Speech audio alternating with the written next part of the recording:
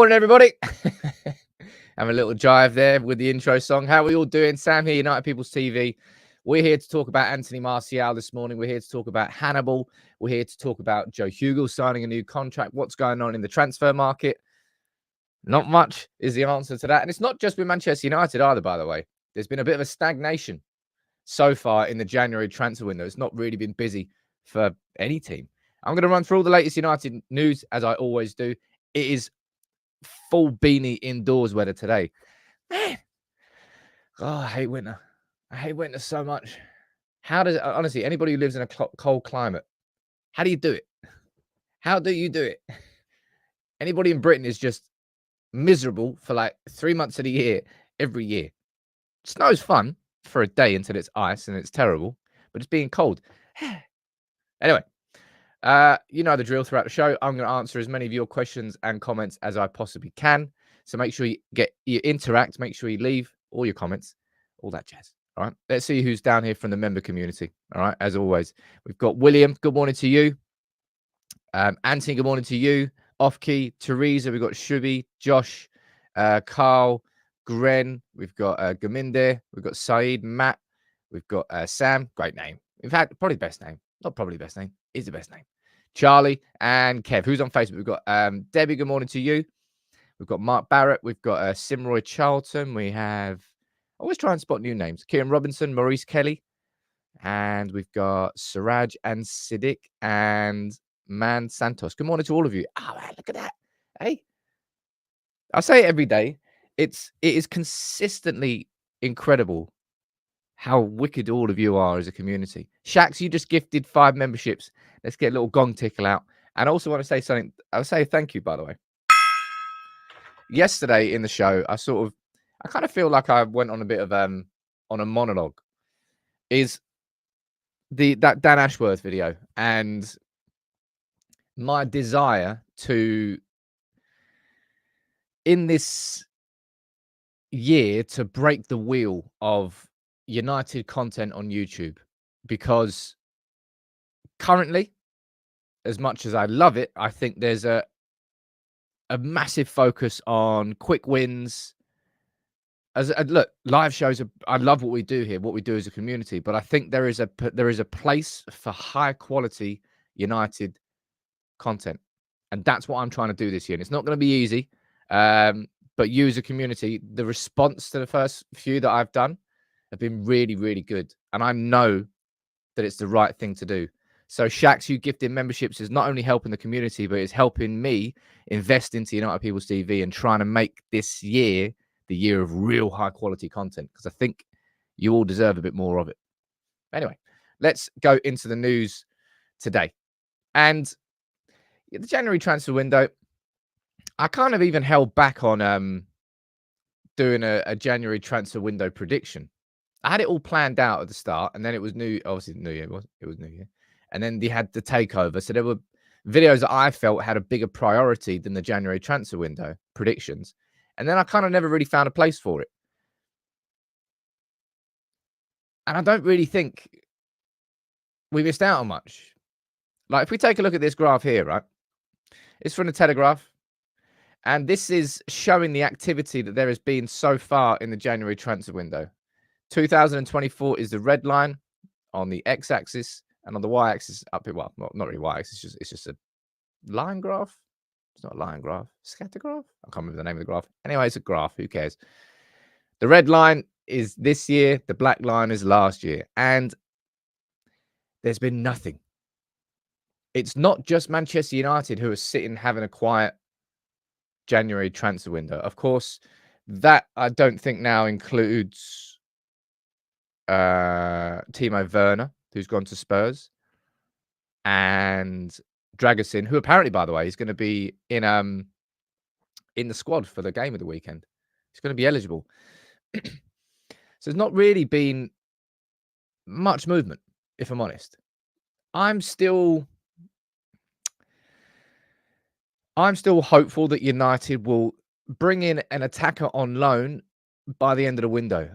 But I imagine it's just going to be a last week of the window. We're going to get linked to another 30-year-old plus striker who comes in and does a job Maybe he scores a couple of goals. Eric Dyer going to Bayern Munich. Yeah, well, there's been, I think there's been exits. I'm more talk. I think this is more focusing on the money being spent by Premier League clubs. Yes, it's not been a busy window so far. Obviously, from United's perspective, I covered this yesterday in as much detail as I needed to, and I don't really want to have another big old conversation this morning on Jadon Sancho. I think we've given enough energy towards this Sancho conversation. But just to bring you up to date, if you missed it yesterday, 30 seconds. We got the here we go from Fabrizio Romano yesterday on Sancho to Dortmund. He is now in. Oh, he's now in Germany. He's going to be completing his medical. He may well train today. Look at that. He might even be part of the squad for Dortmund at the weekend. Straight into it. I mean, I can't imagine he's going to have match fitness. I mean, he won't have match fitness. I don't know how fit he's been keeping himself. No one really knows anything about Jadon Sancho from these last 3 months, whether he's got a little pot belly or whether he's in peak athletic shape and he's been really keeping himself fit. I mean, I imagine it's more towards the latter, but we have no idea. And then straight away, Jadon Sancho's, what's it called? Not restarted his Instagram account, but brought it out of hibernation. And he's got his profile photo is him wearing Dortmund socks with shorts. So that's Sancho gone.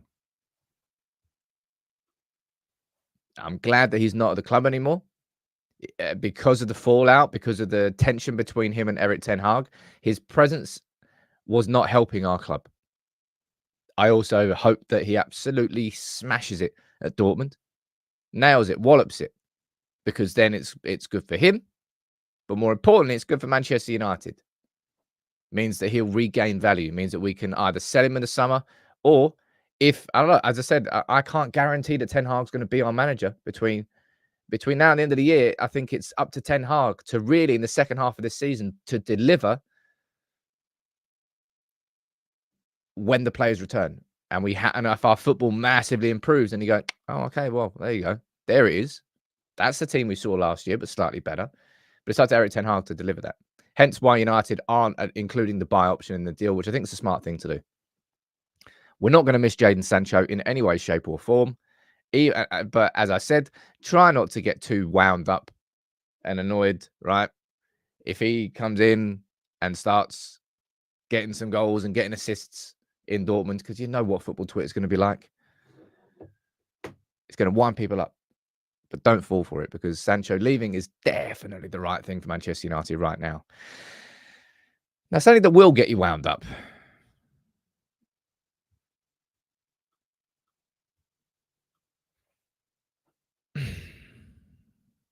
How can you not get wound up about this situation?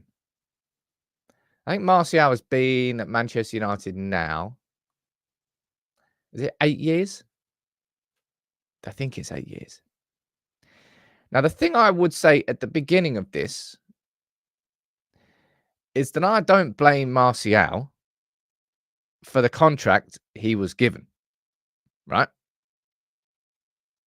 He is one of a many number of players who have been given overinflated contracts.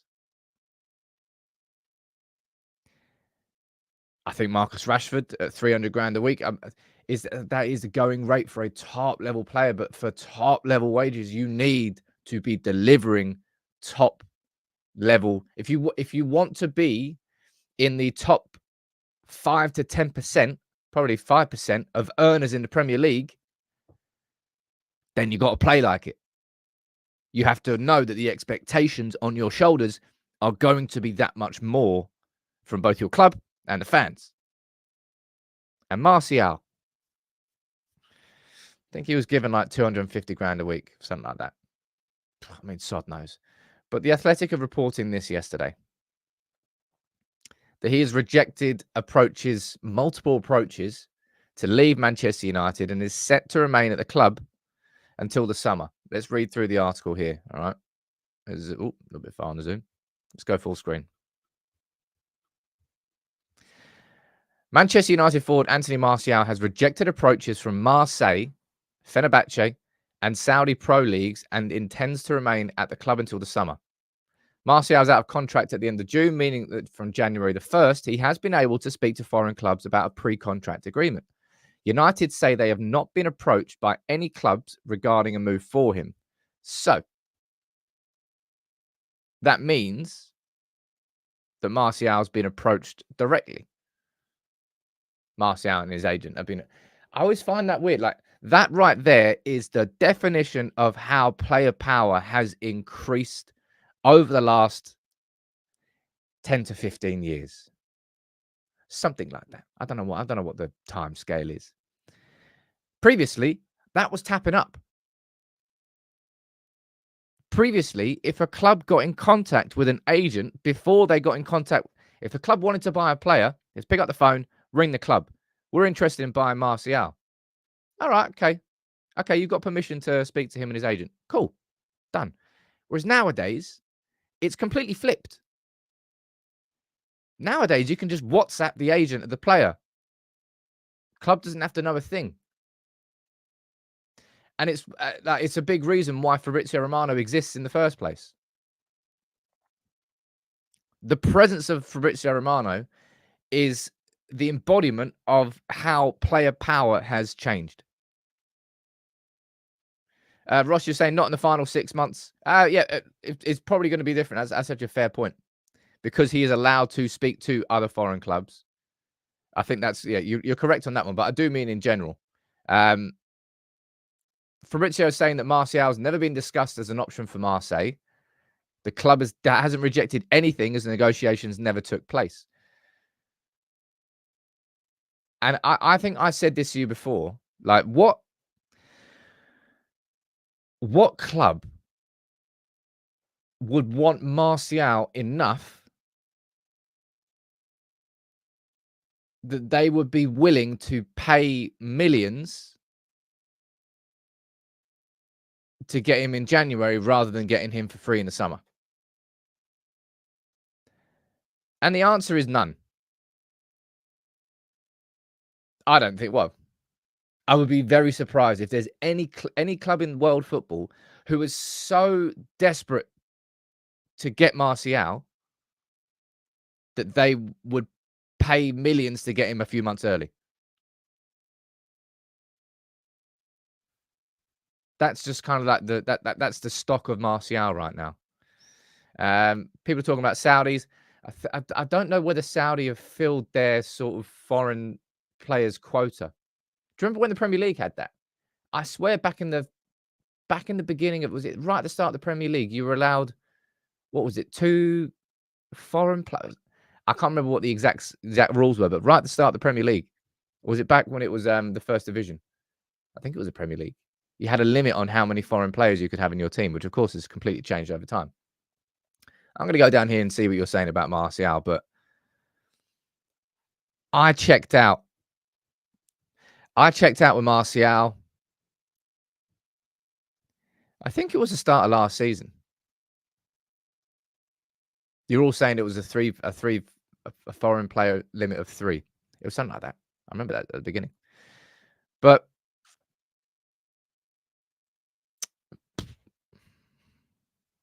man, this Martial situation is just...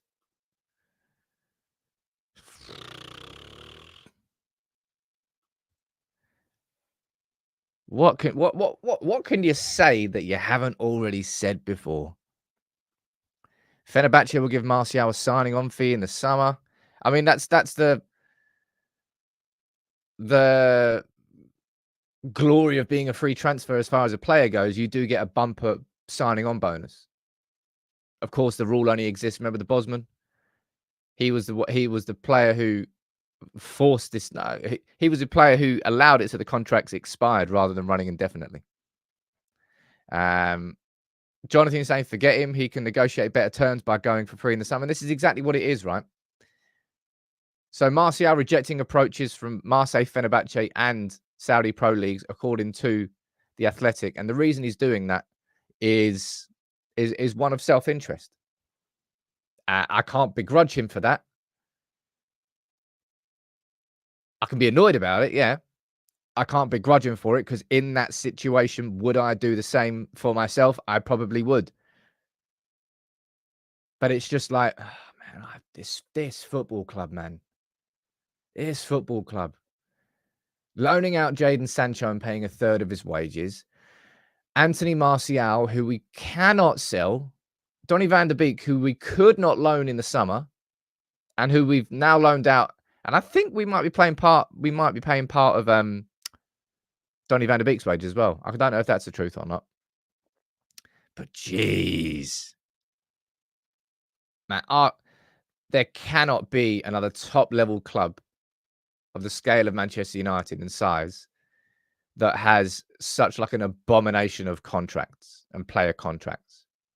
Whether it's given Dean Henderson, I know it was north of 100 grand a week. I can't remember what it was.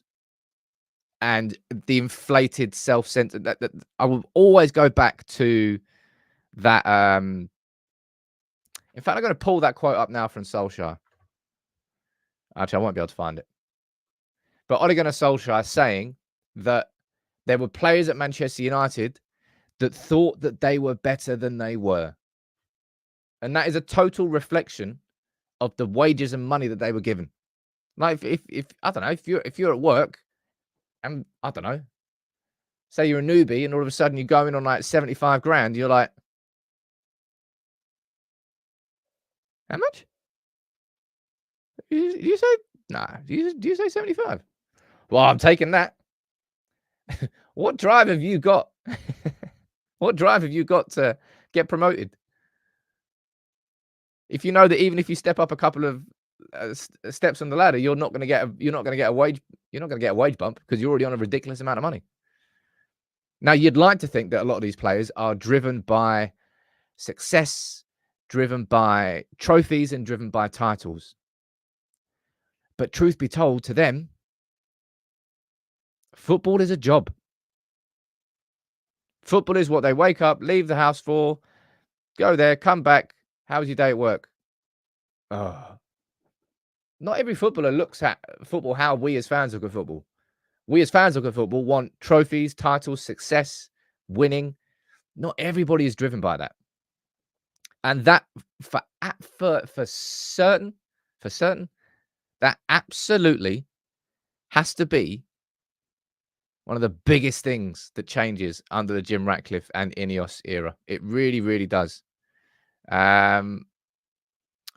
Harrison, man, there's a super chat there that someone's popped up here. I'm going to read. I won't pull it up, Harrison, but I'll read it out. It says, "Hi, Sam. Sorry I can't super chat. But hopefully you see this. Just want to say a quick thanks. A year or so ago, I went through the worst possible time, and you saved me." Now, I didn't save you, mate. You saved yourself. But thank you for leaving that comment, because it's nice to it's nice to be nice. I think so, anyway. And I think I've said this to you before, but when I did that video explaining everything that was going on with my now ex-wife, and I put that up, it was put me in a very vulnerable position. But I thought, because I was going in for surgery, like I can't really hide it any longer, because I think it was really coming across in the content. And like the hundreds and hundreds, and I mean literally hundreds of people that emailed me, DM'd me, all with different stories, and some people who I helped. That's what community is, and that's what you can do with platforms like this, and it's a good thing. So if anybody else wants to reach out, my DMs have been open for so long.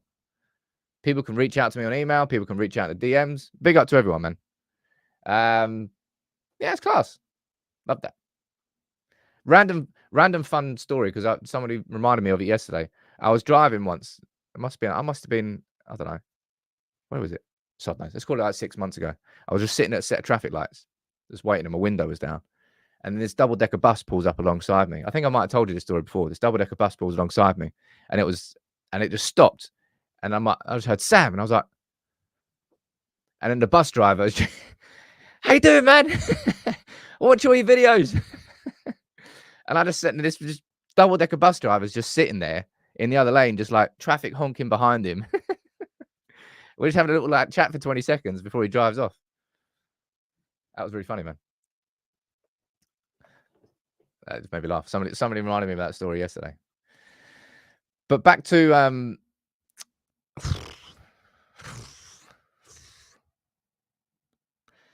I'd love to think that United could just terminate his contract and we'd be done with it.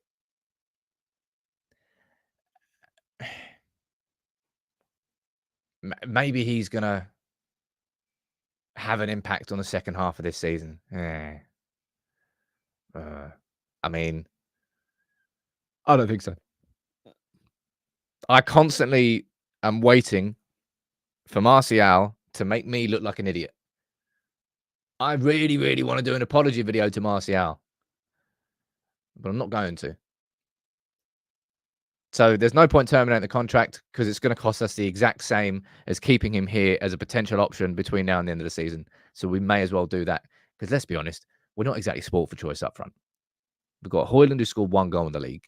We've got Joe Hugel who has just signed a new contract but is likely going out on loan and he's not a first team player. You've got Marcus Rashford who can't play through the middle.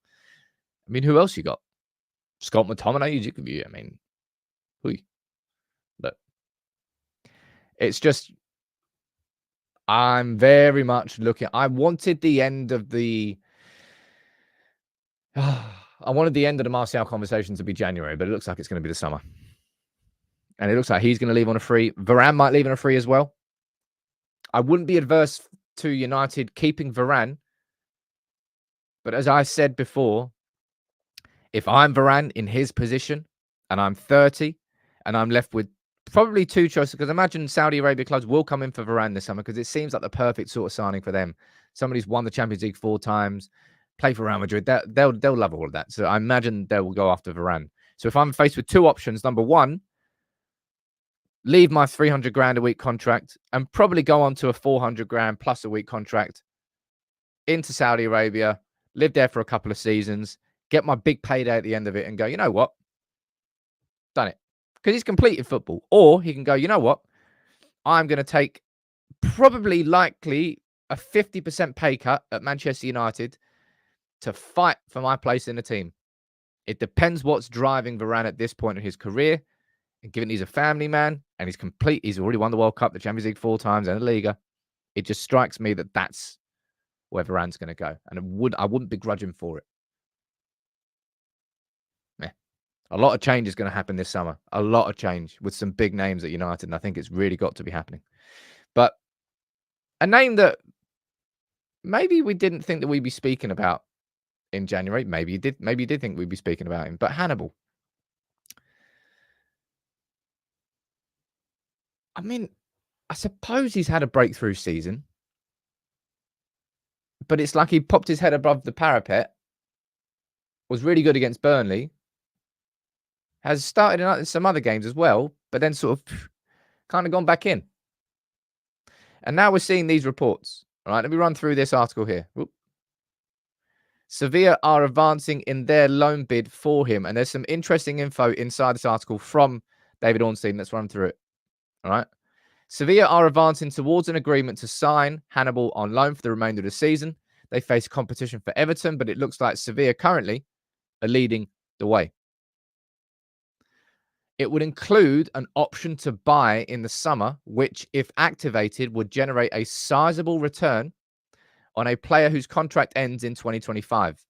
There is also the expectation of the potential permanent deal featuring a buyback mechanism, ensuring that United retain an element of control over the future of a player that they regard highly.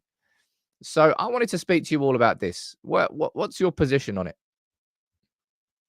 Hannibal leaving on loan to Sevilla with a buy option being included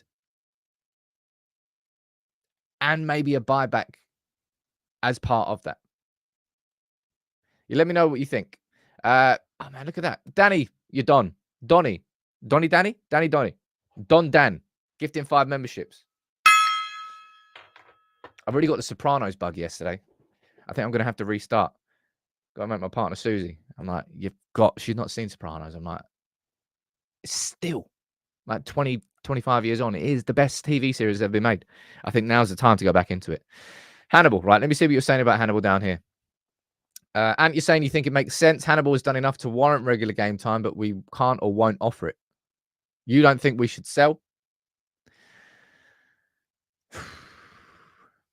Let me see what else. Smart deal, says Ben. We should be keeping him, says Gungshi. We haven't seen enough of him this season. Could be a good option, says Chetan. Don't want to be selling a play like him, says Aiden. Loan, but yes, but sell, no. Hannibal cannot be sold. Big mistake. So quite a few of you say that you wouldn't sell Hannibal. This one's such an interesting one. Like players like Hannibal and Pellistri are in like a very kind of specific category, in my opinion. And that specific category is they sort of broken into the first team squad. They're definitely worthy of starting certain games, but they're probably not of the quality overall to be starting every single week for Manchester United in the Premier League. However, both of them, Pellistri and Hannibal, have broken into their national teams. Hannibal with Tunisia and Pellistri with Uruguay, and they're starting. Pellistri more than Hannibal. But Hannibal definitely is bright. I think he played, what was it, the Asia Cup? He played like 2 tournaments with, was it the World Cup? Asia Cup and I think the World Cup. So because they've broken through into those environments, they want that regular first team football and they can't quite get that at Manchester United. So I think a low move for Hannibal. When you think that Casemiro is going to be coming back, we've got Christian Eriksen and you've got Kobbie Mainoo, who now is easily ahead of Hannibal Mejbri in the pecking order. Truth be told, right, ladies and gents, if Kobbie Mainoo was completely fit and available, Hannibal probably wouldn't have started away at Burnley when he did, and that's when he actually got his man of the match performance. But with the buy option is an interesting one. And I'll be honest, as long as it includes a buyback option, I'm personally fine with it.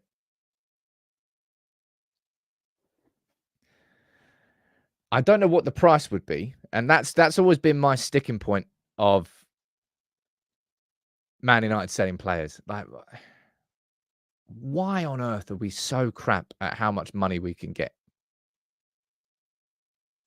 I don't get it. I really, really don't get it. Now, I think a lot of you are just going to probably just say, right, okay, well, if I'm going to keep one of 2 players between Hannibal and McTominay, then the answer's obvious.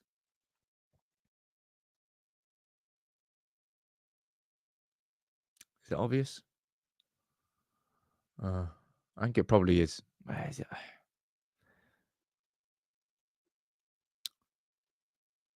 I'm a little bit.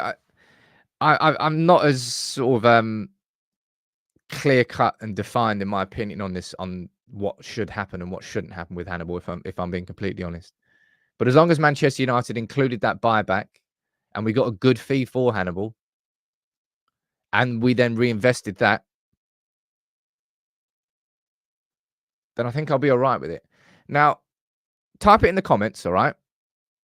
Honestly, don't just throw in random massive figures at me. I'm saying be realistic.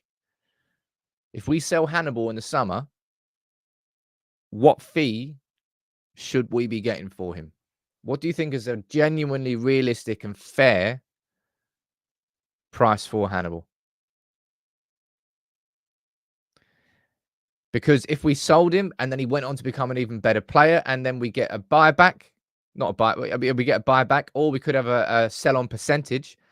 Like, I think Man City made like somewhere between like, didn't they make like between like 20 and 40 million this summer from sell-on percentages? Who is it that they sold? No, that they had sold before and then got sold on for even more. I can't remember. There was a couple of big names and they made a fair amount of it. Right. Let me see what you're saying in the comments about the price for Hannibal. Gungshi, you're saying 15 mil. Top Dogs, you're saying 25. Debbie, you think 20. Ross, you think 10 to 20. Giles, you think 20. 25, around 20 mil, says Rapid. Same as Elanga, but with a buyback. Elanga was what, 15 mil, I think, in total. 20 plus add-ons. I think. And you're not going to get 35 million for Hannibal. All right. It's just not going to happen. 15 mil, 2025. I think you're probably looking at somewhere in the region of. I think if United got 15 mil for Hannibal and we got a buyback option and we got a sizable set, probably 20% of future sale, and we reinvested that money properly, then I don't think the departure of Hannibal is something that's going to come back to haunt us. My personal opinion. And you know what it is about U team players, right? I want to pull up Andreas Pereira as an example. Andreas Pereira has gone on to have a very decent career at Fulham and is a very decent player. Came through the U team, was in our first team, pre-season Perlo. No one ever really thought that he was good enough.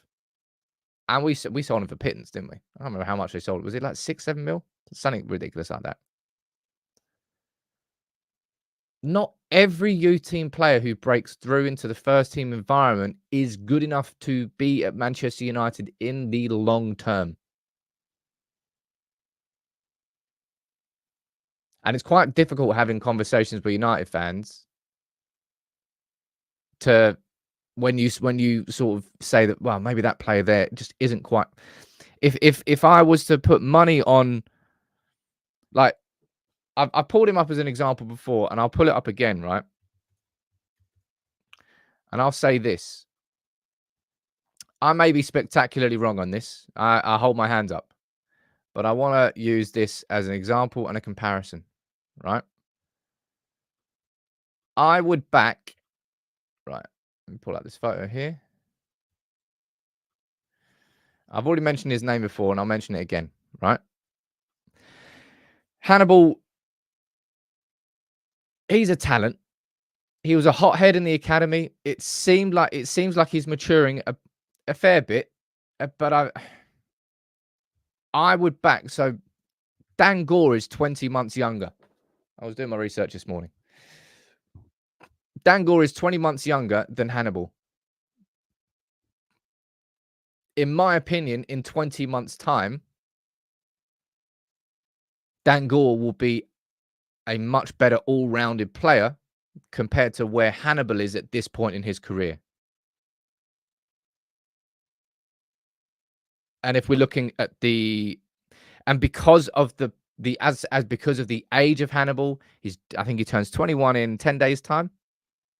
And because he's broken through into the first team of Tunisia, international breakthrough, we cannot keep him happy in this environment unless he gets the minutes, and he's not going to get enough minutes to keep him happy. And therefore, that's why that loan move makes sense. And if it turned into a permanent move and United get rewarded because of it,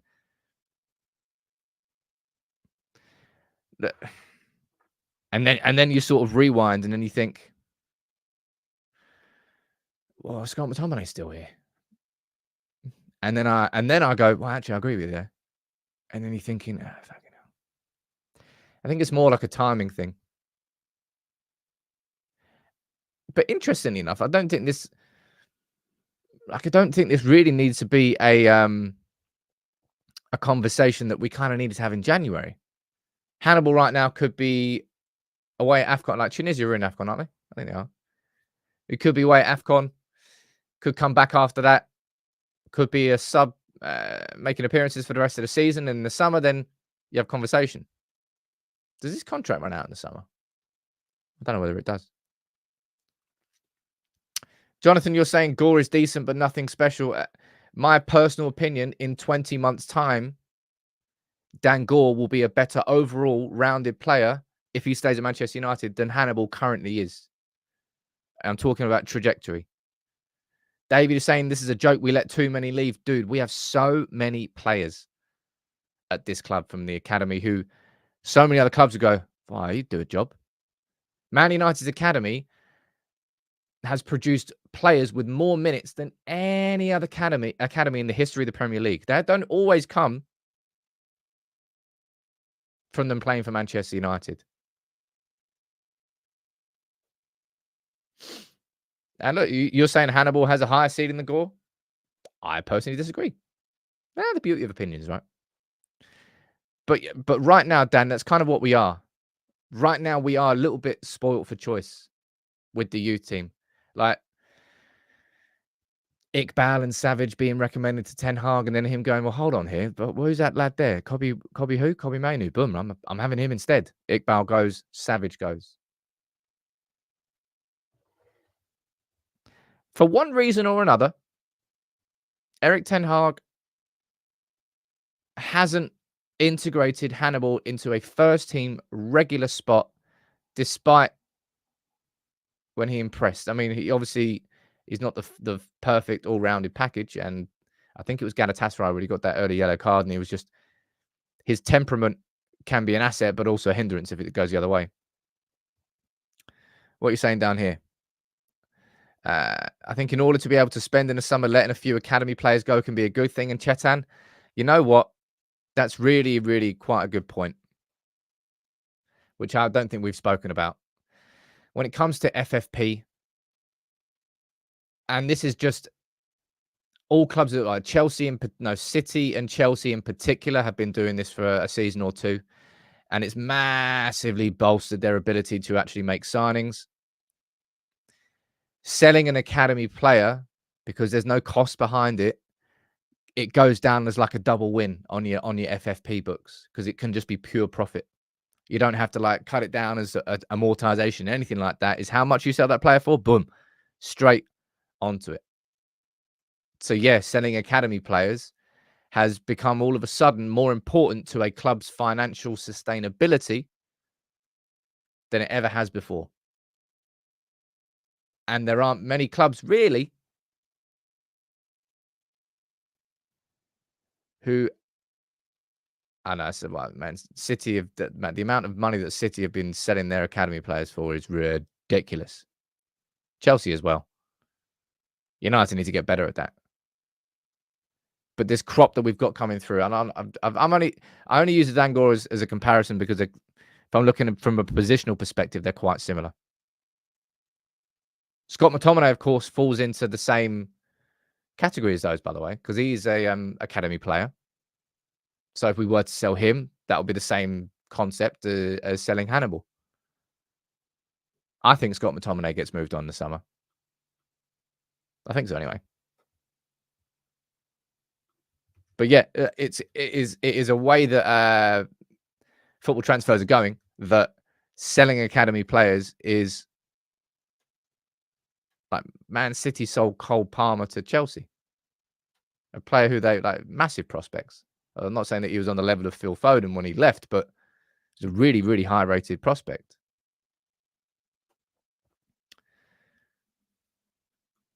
And as I said, this might just be my personal opinion, but I really, really like Dan Gore. I don't think he's on the Kobe Mainu spectrum. But it wouldn't surprise me to see Manchester United move Hannibal on and then move Dan Gore into that position, because a player of Dan Gore's age would be happy to be in the situation that Hannibal is in. Inside the first team squad regularly, on the bench regularly for games, getting minutes here or there. That's not enough for Hannibal at that stage of his career. That is enough for Dan Gore at his stage in his career, which is all about human management, expectations, and keeping a happy squad. And it's difficult. Hannibal deserves more game time, and he's not going to get that at Manchester United. That's why the loan is a good move. But whether or not it includes that buy option and the buy back clause, so it's going to be an interesting one, right? It will be an interesting one. Someone asking the golden question, they're saying, what's our FFP going to look like in the summer? I've got no idea. I've got no idea. Barbaro there with a really fair comment saying Dan Gore needs a game or two. He could replace Eriksen in the squad next season. That could well happen. He's just a good midfielder. I like him. Somebody who is staying at the club is Joe Hugel. He's just signed a new contract with Manchester United, and he's likely going to be going out on loan to, I think, Burton Albion is where he's getting linked to. Now, Charlie McNeil is another youth team striker. I think it was Stevenage. Was it Stevenage he was on loan at?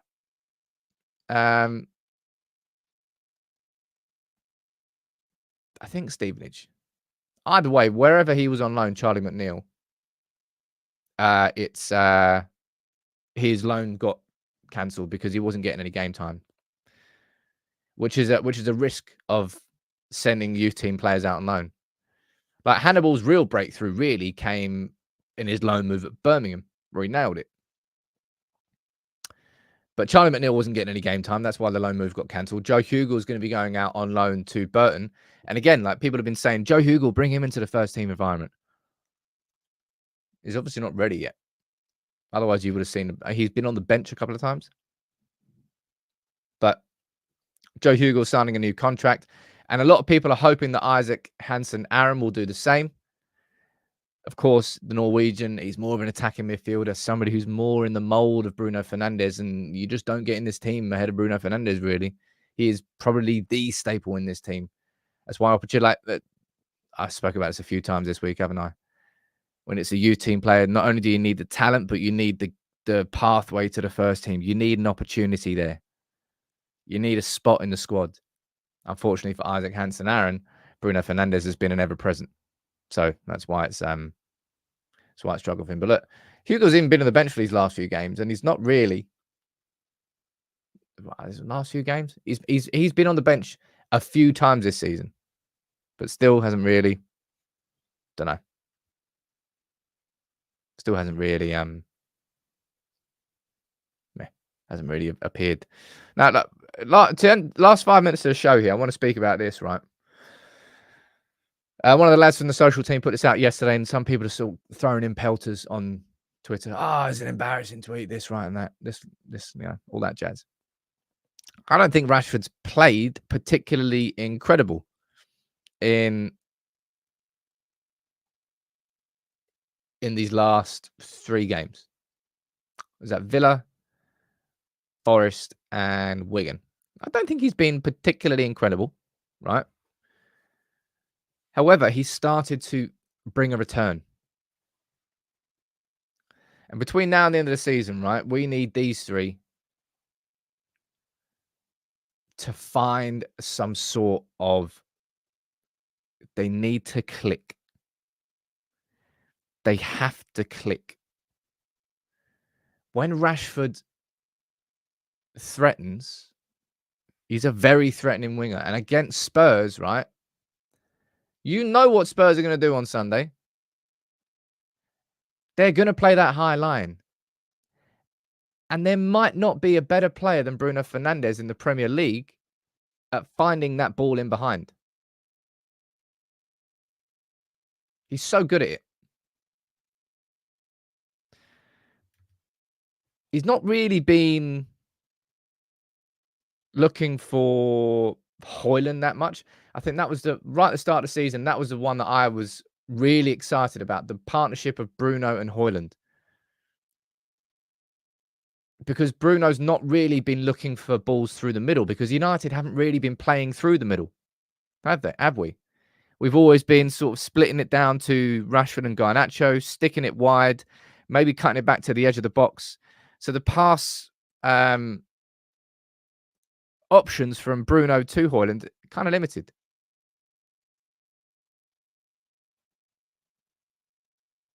But these players have to be better. And as I said, like, we've not been playing well, really. I think Garnacho's been the shining light from an attacking sense. Højlund is still stuttering and spewing, getting chances made for him, not quite finding his finishing boots. Found the finishing boots against Villa when we needed it. Marcus Rashford is kind of in and out. No one's been on fire apart from Garnacho. And for the second half of this season to be any different from that first half, which I want to forget, we need Rashford to buck up his ideas. And we need Højlund's... the thing about Højlund is it's so obviously a confidence and pressure melting pot. It feels like a Højlund's sort of instinctive nature as a striker. He's kind of second guessing himself now, because he's struggling for goals so much. He should have easily had 1, if not 2 goals against Wigan. Easily. But because he doesn't have that confidence, because of the pressure that he still feels, man, it must be hard as hell being a United player. But you know that going into it. And you have to be up for it. Because if you're up for it and you can manage it, the energy that you get and the adrenaline that you get from it must be some of the best. Some of the absolute best, like the fan base behind you, Old Trafford behind you. The buzz must be unreal. But Hoyland's only 20. Rashford's only... Oh, sorry, not Rashford. Hoyland's only 20. Garnacho's only 19. There's one player out of all of those 3 that we should be looking at and going, I'm expecting better. And that's Marcus Rashford. Right? Garnacho's 19. Hoyland's 20. They've got all their career ahead of him. Marcus Rashford is one of our top earners, and the expectations are therefore different. The age is different. He's what? He's 26? Rashford right now is in his prime. Last season, he was in his prime. That's why he got that contract. And you just can't play like how he's playing now.